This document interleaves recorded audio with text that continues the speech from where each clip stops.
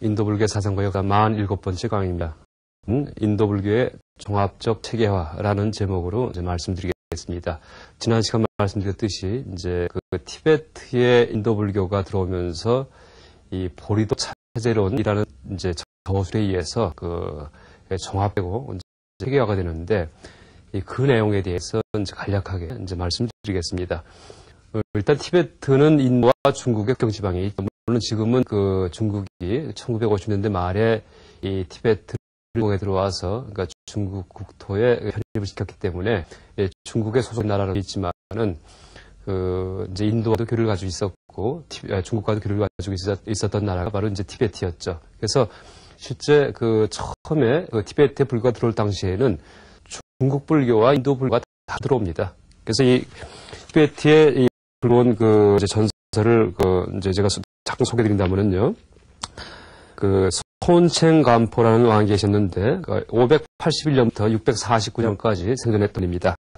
이 왕 만년에 그 당나라의 문성공주, 네팔의 티춘공주를 왕비로 맞아들였다라고 하죠. 그래서 그 티베트의 수도 라사의 이 문성공주가 당나라 문성공주가 라모체라는 절을 건립하고, 그다음에 네팔의 티춘공주는 뿔랑이라는 절을 건립하였다라고 얘기를 하죠. 이러면서 이제 불교가 본격적으로 티베트에 이제 퍼지게 되는데, 이때 이제 티베트 불교의 특징은 일단 이렇게 불교가 들어온 다음에 도입한 동기가 이 중국 불교나 한국 불교나 일본 불교 같은 경우는 사실은 기복적인 요소가 많아요. 기복적인 요소가. 그래서 어떤 신통 변이가 일어난다든지 아니면은 무슨 왕비의 병을 고친다든지 불교 스님들이 이럴 경우에 불교를 수용하면서 이제 그것을 많이 전 국토에 퍼지게끔 하는 그런 일을 하게 되는데, 티베트의 불교가 도입된 그런 그 시기가 이제 두 번 있었는데, 첫 번째도 마찬가지고 두 번째도 마찬가지고 둘 다 어떤 것이 올바른 불교인가 라는 것 결정하기 위해서 이제 왕이 인도의 스님을 갖다가 초빙을 해와가지고 그다음에 또 중국의 스님을 초빙해와서 토론을 시킨 다음에 서로 대론을 시킨 다음에 왕이 스스로 판단을 하죠. 어느 불교가 더 옳구나. 그래서 정법을 이제 들여오려는 그런 목적하에 이제 불교를 도입합니다. 그러니까 기복적인 목적에서 뭐 병을 낫게 한다든지 아니면은 뭐 이 외적이질을 막는다든지 이런 목적에서 불교가 들어온 것이 아니고, 근데 중국 불교는 그런 경향이 많았죠. 그게 아니고 그 올바로 국민을 계도하려는 그런 목적하에 불교를 갖다가 수용을 하죠. 그래서 이제 첫 번째 인도와 이 중국 스님들이 이 논쟁을 벌인 이제 그런 그 일이 이 유명한 삼예사의 대논쟁이다 이제 하는 그런 사건인데, 이 티손대첸이라는 왕 시대에 742년부터 797년까지 이제 계셨던 분이다라고 얘기를 하죠. 그 인도의 나란다 대학의 장로인 샨타락시타라는 스님을 이제 모시고 오고, 그 다음에 이 파트마 삼바바를 초청해갖고 삼해라는 이제 곳에 그 큰 절을 건립하게 됩니다. 이 삼해사를 건립하는데, 이 샨타락시타가 들어와서 보니까 그 당시 중국 불교가 많이 퍼져 있었는데, 인도 스님이 샨타락시타가 안목으로 볼 경우에 이 중국 불교가 올바른 불교가 아니구나 이제 하는 그런 인식을 하게 돼요. 그래서 그 제자인 이 까마라실라가 나중에 이 티손대첸 왕대 말기에 이제 초청이 되게 됩니다. 그래서 이 까마라실라는 분이 이 중국의 마하연이라는 선승과, 이제 그 당시에 중국 불교는 선불교였죠. 그러니까 홍주종계통의 선불교가 들어와 있었는데, 이 인도 스님인 까마라실라가 홍주종계통 선불교 선승인 마하연이라는 스님과 토론을 벌이게 돼요. 토론. 여기에서 물론 중국 측 기록에서는 중국 측이 이겼다 이렇게 하고요. 인도 측 기록서는 인도 측이 이겼다 이렇게 하는데, 어쨌든 그 이후에 티베트 불교가 인도 불교로 이제 변질됐기 때문에, 이제 완전히 인도 불교로 정착됐기 때문에 인도 측의 불교를 수용하기로 결정을 하게 만든 그런 사건이 바로 이 삼해의 대논쟁이다라고 얘기할 수 있습니다. 그래서 이제 까마라실라와 마하연이 논쟁을 벌였는데, 일단 양측의 주장을 간략히 소개하면요, 이 마하연 스님은, 그러니까 중국의 마하연 스님은 선승이죠. 이분은 어떻게 주장을 했냐, 흰 구름도 검은 구름도 하늘에 있으면 장애가 된다. 그렇듯이 선을 해서 천상 하늘나라에 가는 것도, 또 악을 행해 속에 가는 것도 다 같이 윤회 속에서 벌어진 것으로 불성을 얻는데 똑같이 장애가 된다. 윤회로부터 해탈하기 위해서는 아무것도 생각하지 않고 아무것도 이제 궁금하지 않는 것이 중요하다. 도노야말로 단박에 깨치는 거죠. 이거야말로 십주야 동등하시다라고 주장을 했다 이 얘기를 합니다. 그러니까 선도 다 장애가 된다. 선도 장애가 된다는 얘기예요. 깨달으면 이게 그 도노를 주장하는 마의 그 어떤 그 이제 그 생각이고요. 여기에 대해서 까마라실라가 어떻게 공격하냐 하면은 아무것도 생각하지 않고 아무것도 하지 않고서 해탈할 수 있다면 신한다든지 졸도했을 때에도 해탈한 것이 된다. 그렇기 때문에 중요한 것은 방편과 반야의 지에 통달하고 진리를 잘 관찰하여 일체법 무자성입을 깨닫는 것이다라고 응답한다. 그래서 이제 응답했다고 합니다. 그래서 무슨 얘기냐 하면은 마야, 그러니까 중국 선승일 경우에는 깨달음만 추구하면 끝난다 이렇게 얘기를 한 거고요. 이 인도승일 경우에는 깨달음을 추구하기 전에 방편이 있어야 된다. 다시 말해서 선행과 기울과 이런 걸 다 지키면서 공덕을 쌓으면서 깨달음이 추구돼야지 그 자체만 추구하면은 이제 올바른 것이 아니다라고 비판했다는 얘기죠. 그래서 이런 이 두 논쟁에서 이제 그 까마라실라가 이제 이겨갖고 마연이 까마라실라에게 화환을 바치며 패배를 인정했다라고 얘기를 하죠. 그래서 이 중국의 선승이 이 마연 스님이 결국 티베트에서 추방되었다라고 이제 기록을 하고 있습니다. 그럼 물론 이 까마라실라 말년에는 그 나중에 마연의 제자들에 의해서 허리가 울려서 살해가 되죠. 나중에 원한을 퍼갖고 이제 그런 일화다라고 얘기를 하죠. 어쨌든 이 삼해의 대논쟁 이후에 삼해라는 절에서 이루어진 대논쟁 이후에 이 티베트 불교는 인도 불교의 모습을 띠겠죠. 인도 불교를 적극 수용하게 되는데 이러면서 이제 들어왔던 인도 불교가 밀교 계통이에요. 이제 빠드마 삼바바 아마 여러분들 많이 얘기 들었을 거예요. 이런 분들이 들어와서 이제 이 밀교를 하는데 그 후에 한 200년이 흐르면서 밀교 지난 시간 얘기 드렸지만은 성적인 표현이 남녀의 그 합한 그 성적인 표현이 많이 이제 등장한다는 얘기를 했죠. 사실 그게 다 상징인데 그걸 잘못 오해를 해가지고 이제 불교계가 아주 문란해졌다라고 얘기하죠. 문란해졌다. 그래서 이제 11세기 때, 그러니까 1000년대 그 초에 서티베트의 고르레라는 그런 왕이 문란해진 티베트 불교계를 정화하기 위해서 아티샤라는 고승을 인도에 초청을 하게 됩니다. 아티샤. 지난 시간에 제가 이제 말씀드렸습니다. 그래서 이 아티샤가 뒷방가라 슈리가나 혹은 뒷방가라 슈리지냐나라는 인데, 그러니까 원명이 이분 초청해서 인도 불교를 정화를 하죠. 그래서 제가 이제 공사상 말씀드릴 때 공사상이 사실은 깨달음에 참 근접한 것이긴 하지만은 악취공에 빠질 경우에 가치 판단이 상실된다 이렇게 얘기를 드렸죠.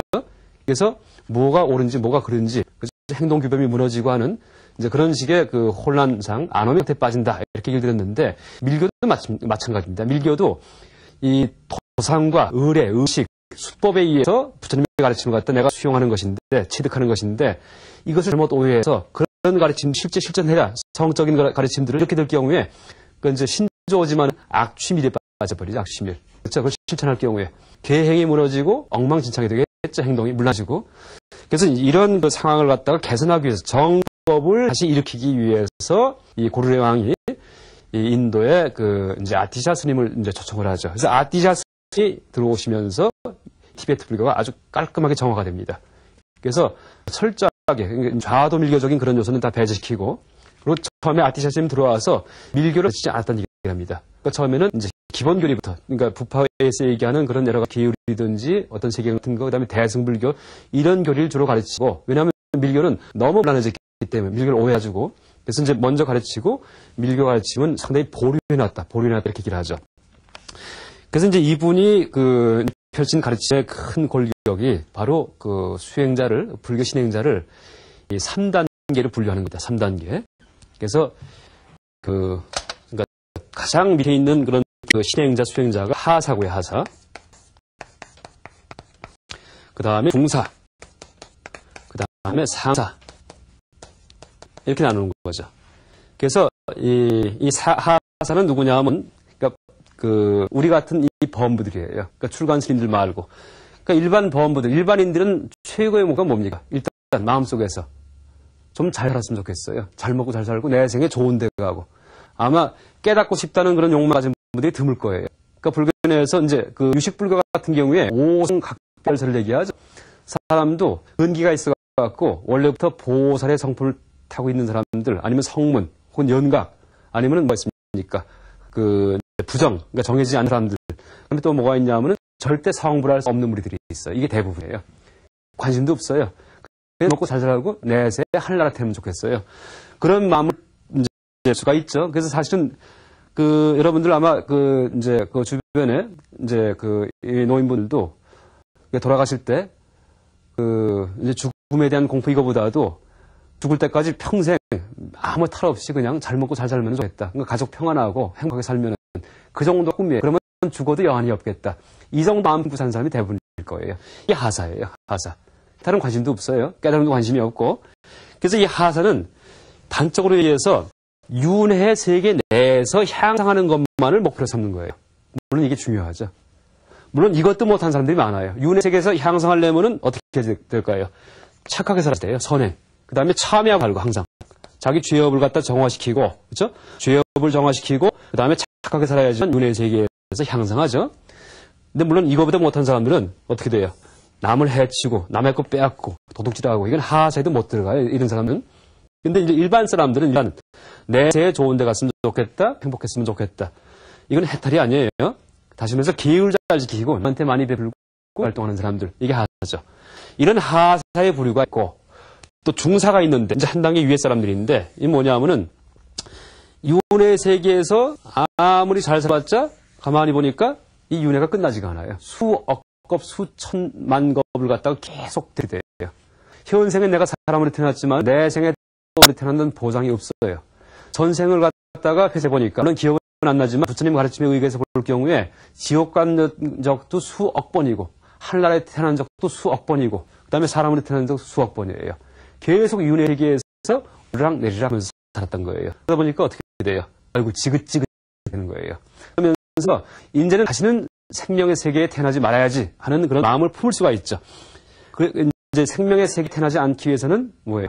해탈하는 거예요. 해탈. 바로 그게 해탈이에요. 다시는 윤지 말아야지. 그래서 이 해탈을 추구하는 사람들이 누구냐 하면 바로 중사다. 한 단계 중근계 사람들이다 라고 얘기를 하죠. 이 누구냐 하면은 소승 수행자예요. 해탈을 추구하면서, 그렇죠? 세속 욕심 다 버렸어요. 행복도 싫어요. 복도 싫다 이거예요. 검 속에 살면서 계속 도 닦고 살고 해탈을 추구하는 사람들, 깨달음을 추구하는 수행자가 바로 소승이죠. 그 다음에 이제 이게 다가 아니고 소승적인 수행을 하다 보니까 어지간히 수행이 무르익어서 나는 보니까 어지간히 조금만 더 수행하면은 모든 욕심을 다 버리고 세상에서 떠나갈 수가 있어요. 위대한 격자, 아란이 돼가지고 세상에 다시는 안 태어나요. 다시는 사람 몸을 받지 않아요. 사람이건 천신이건 지옥이건 절대 윤회에 들어오진 않아요. 그걸 대충 알았는데 가만히 보니까 내 주변에 어머니 아버지가 보이고 내 형제가 보이고 친구가 보여요. 나는 혼자 떠나가고 있지만은 저 사람들 두고 가게 돼요. 그냥. 그렇죠? 저 사람들은 앞으로 수억 겁을 지옥도 갔다 지도 됐다 아기도 됐다가 윤회할 거예요. 내가 저 사람들을 두고 어떻게 혼자 이기적으로 혼자 떠나가겠어요. 그러니까 소승 수행자의 길을 다시 유예하고 해탈을 유예하고 다시 윤회 세계 속에 들어와서 보살로 살겠다. 저분들을 내가 항상 도와주고 해탈해서 부처님이 될 수 있게끔 계속 이끌어주면서 살겠다 하는 다짐을 하기 시작을 하죠. 이게 바로 보살의 삶이죠. 보살. 이게 상사예요. 대승 보살의 삶이죠. 그래서 이 사람은 세 가지 부류가 있다. 물론 다 좋은 사람 중에 나쁜 사람들은 아예 세 가지에 들어오지 못하고요. 하나가 하사고 뭐냐면 윤회 세계 속에서 향사하는 삶을 사는 사람들. 살아라, 기울 잘 지켜라, 남한테 많이 베풀어라 하는 이제 그런 가르침에 의거해 산 사람들. 그렇죠? 일반 종교인들이 대개 아마 하할 거예요. 하사. 그렇죠? 불교 이외에. 그 다음에 중사는 해탈을 추구하는 사람들이에요. 해탈을. 이런 목도 싫다 하면서 떠나가고자 하는 그런 사람들. 이게 이제 중사고 이 소승수행자죠. 그 다음에 이제 상사는 이렇게 혼자 떠나가기 이제 사실은 소승수행자로서 혼자 떠나갈 경우에는 옆에 있는 친척 친구들 이런 분들에 대한 자비심이 용납을 안 해요. 그렇기 때문에 대승보살 성불의 그날까지 성불할 때까지 계속 보살행을 하면서 상구보리 하왕생 항상 깨달음을 추구하고 항상 남을 도우면서 살겠다 하는 한 이제 그런 분들이 있죠. 이 성불은 얼마 걸린다 그랬습니까? 3승기겁이에요. 그러니까 우리가 보살행에 다짐할 경우 이게 보통 다짐이 아니에요. 3무수겁 동안 1겁도 어마어마한 세월인데 100억 겁도 어마어마한 세월인데 억도 아니고 숫자 단위 중에 가장 큰 아승기가 없 동안 계속 보살로 살면서 남을 돕겠다는 거예요. 고생하면서 다시 윤회에 들어오겠다는 얘기죠. 이렇게 이제 이 보살의 마음을 품은 사람, 이렇게 세 부류의 사람이 있다라고 얘기를 하는 것이 바로 아티샤 스님의 가르침입니다. 이게 보리도 등론, 보리도 등불할 때 등불 등자고요. 그 론이라는 이런 책에 기술이 되어 있죠. 그리고 이 하사 종사 상사의 가르침은 보리도 등론만이 아니고 여러분 그 아비달마 부파불교 논서 중에 구사론에 대해서 제가 강의했었죠. 구사론에도 쪽에 그러니까 후반부에 가면은 이 똑같이 하사 종상사라는 표현을 써가면서 이제 이런 얘기를 하고 있죠. 사람은 세 부류가 있다. 윤회에서 복받고 잘 살기 사는 사람들, 그 다음에 윤회를 벗어나고 싶어 하는 사람들, 그 다음에 윤회에 와서 남을 돕고 싶어 하는 사람들, 세 부류가 있다라고 얘기하죠. 이러한 아티샤 스님의 가르침에 이런 골교의 토대를 두고서 여기에 살을 붙여가면서 상세하게 설명한 책이 이제 쫑카파 스님의 이제 보리도 차저론이죠. 쫑카파는 티베트 말로 이렇게 씁니다. 이게 쫑이고요. 쫑. 이게 카, 빠 이렇게 쓰죠. 쫑카파. 그래서 이제 아티샤 스님은 1000년대의 분이고요. 기원은 1000년대 분이고 한 400년 지난 다음에 쫑카파 스님은 티베트 분이고요. 아티샤 스님은 인도 분이고요. 쫑카파 스님이 탄생하면서 이 보리도 차저 강론을 저술하면서 이제 인도 불교 모든 걸 체계하게 되죠. 그러니까 지금 여기서 보셨듯이 하사, 중사, 상사라고 할 경우에 하세가 치면은 불전에 쓰여 있는 지게와 보시, 지게, 그다음에 뭐 참회, 그다음에 이제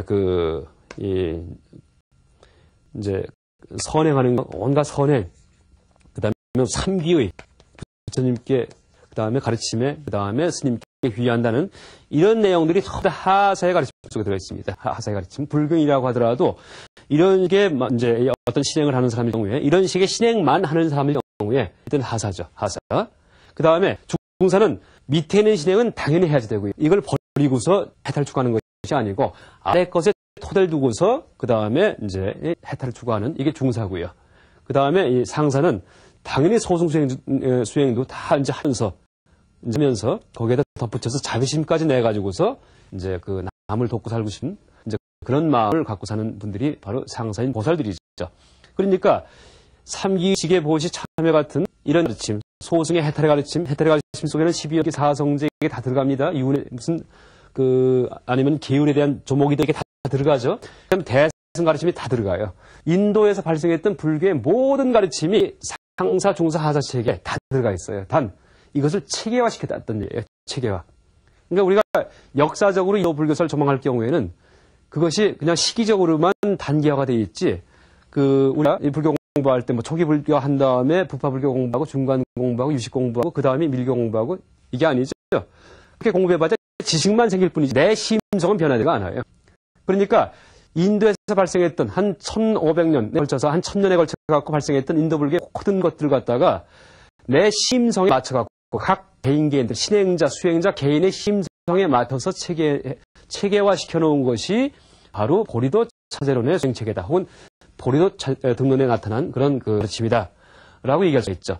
그래서 우리가 제가 이제 강 도중에 얼핏 12연기 말씀드리면서 그러니까 불교학의 문제점을 잠깐 이제 말씀드린 적이 있는데 현대 불교학은 인문학 불교학이다라고 얘기를 드렸죠. 신앙과 관계없는 불교학이에요. 현대 불교학은. 마치 인문학 하듯이, 그죠? 현대 불교학을 연구할 경우에는 이제 보다 독창적인 학설을 갖다가 발표한다든지, 전통 학설을 비판한다든지, 이럴 경우에는 이제 그분은 참 훌륭한 학자구나 하고 칭찬받을 수가 있어요. 왜? 인문학 자체가 그런 학문이기 때문에. 그런데 그 대신 어떻게 되겠어요? 신앙 자체가 다 망실이 돼버려요. 신앙 자체가. 시비도 뭐 다 가짜다든지, 아니 12연계에 대한 불파 불교 해석은 다 엉터리다. 옛날 스님들은 다 거짓말쟁이다. 이런 결론만 나와 있는 게 현대 불교학이죠. 그런 결론이 많이 있는 게. 그래서 현대 불교학은 사실 신앙 불교학이 아닌데 신앙 불교학이 뭐냐?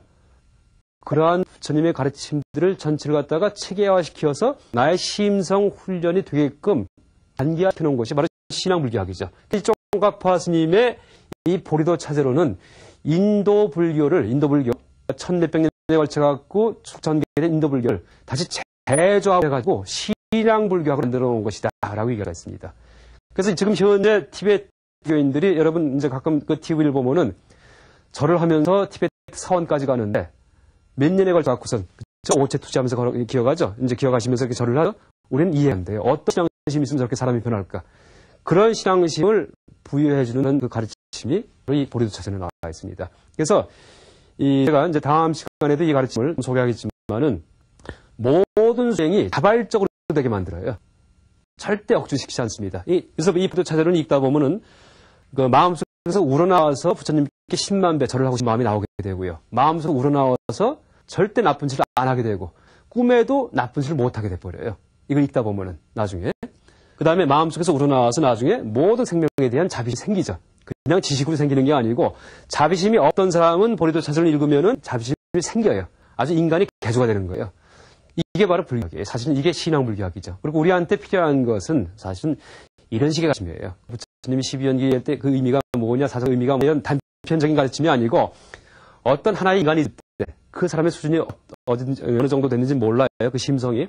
태어날 때부터 종교인 천재도 있고, 태어날 때부터 좀 악한 사람도 있고, 별별 사람이 다 있어요. 그런데 그 어떤 사람이 들어오더라도 인간을 개조해내는 체계가 바로 보리도 차제론의 수행 체계죠. 보리도 차제론.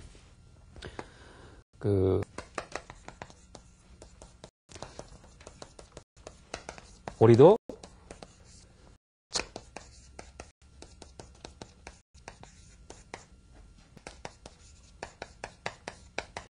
이제 보리가 바로 깨달음인데 깨달음을 가는 길에는 타제, 순서가 있다는 얘기예요. 순서를 얘기한 거죠.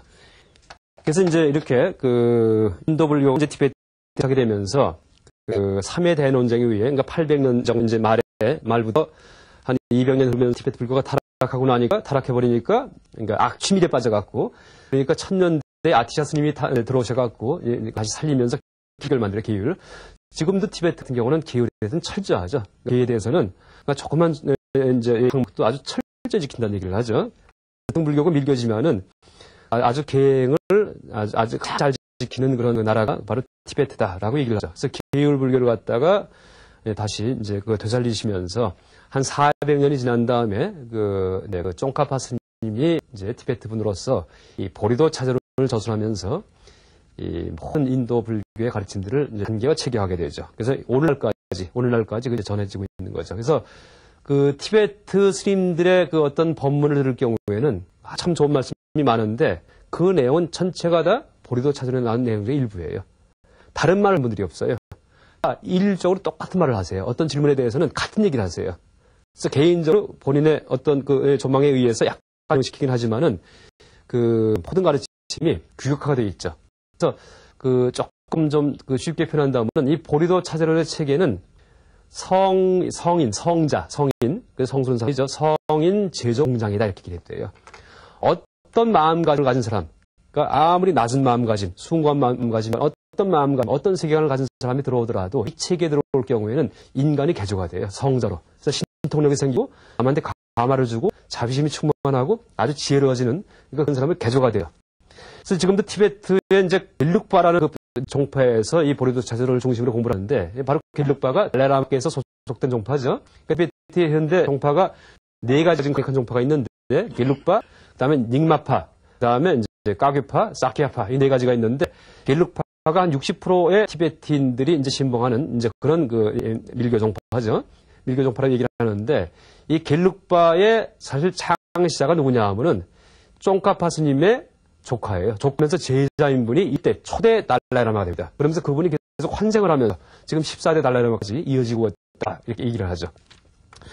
지금도 티베트에 가면은 이 쫑카파 스님은 그 인도에서 티베트의 밀교를 전한 파드마 삼바바 스님, 이분도 위대한 분이죠. 그 다음에 1000년대에 또 인도 불교를 전한 아티샤 스님, 이분도 위대한 분인데 이분 두 분 사진을 갖다 걸어놓고 가운데 중에 더 크게 걸어놓은 것이 쫑카파 스님의 사진이다라고 얘기를 하죠. 그래서 그 파드마 삼바바나 아티샤보다도 더 존경받는 분이 쫑카파고 사실 그 인도 내에서 수많은 노사들이 이제 탄생하셨지만은 용수보살, 모살 이런 분들이 많이 탄생하셨지만은 아주 지혜가 출중한 분이죠. 그런데 역대 불교 논사 중에 가장 자비심이 많았던 분은 쫑카스입니다라고 저는 이제 얘기할 수 있을 것 같습니다. 왜냐하면은 이 보리도 차제론의 수행 체계는 너무 쉬워요. 그러니까 이 대친보살의 구사론, 유식 30송, 아니 용수보살의 중론 같은 경우는 너무 어려워요. 그러니까 불교의 지혜의 끝은 드러나 있지만은 많은 사람이 혜택받기가 힘들죠. 전문 수행자가 아닐 경우에는. 그런데 쫑까파 스님의 이 보리도 차전호는 글만 아는 사람이면 누구라고 하더라도 들어와서 아주 쉽게 읽히면 그 심성이 개조가 돼요. 그래서 이 자비심은 그 상대방한테 부처님의 가르침을 전해주는 것도 그 자비의 일종이죠. 법보시 일종인데, 그런 면에서 자비심이 가장 강했던 그런 그 보살 같은 그 스님은 이 쫑까파 스님이었다라고 얘기할 수 있을 것 같습니다. 그래서 이제 제가 그 다음 시간에 그 인도불교 사상과 역사 마지막 시간인데, 인도불교 전체가 다 종합이 돼서 체계화가 된 이 보리도 차제론의 이 가르침을 제가 간략히 소개하면서 그 다음 시간에 인도불교의 사상과 역사 모든 강의를 이제 마무리 짓겠습니다. 그럼 다음 시간에 다시 뵙겠습니다. 감사합니다.